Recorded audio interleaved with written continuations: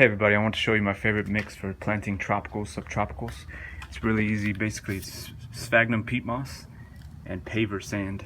So this big bag of sand, around 40 pounds, costs about $5 at any big box store. And it's not salty sand, it's not beach sand, it's basically crushed up rocks. And that's what most of the soil actually consists of. Most of the soils around the world are basically sand, silt, and clay, a combination. But in this case, I'm just going to use this paver sand.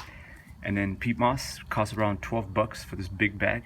Also weighs around 45 pounds. And I mixed the two together, 50-50 mix, and that's it. Let's take a look.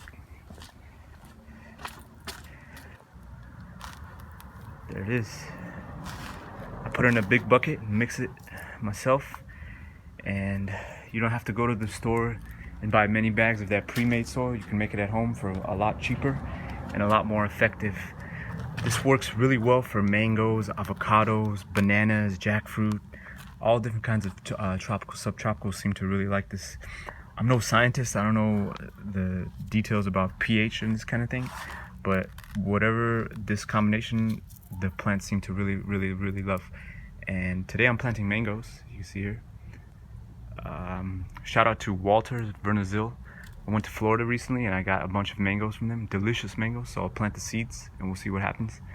Basically what I do, if you look over there, I take, put the soil in the pots, water it, put the seed in, and then cover it with some plastic wrap. And this is basically creating a greenhouse, a little mini greenhouse, and the seeds seem to grow faster. Here's a little reed avocado seed. Over there's another reed avocado seed. And got a few other seeds growing here. I put these in the shade or filtered sun. They don't get a lot of sun, especially no midday sun. It'll cook them. It'll cook the seeds because if the sun beats down on this too hard, it gets too hot inside there. So I try to keep it in complete shade or just this kind of filtered sun, and they seem to grow faster in these kind of conditions.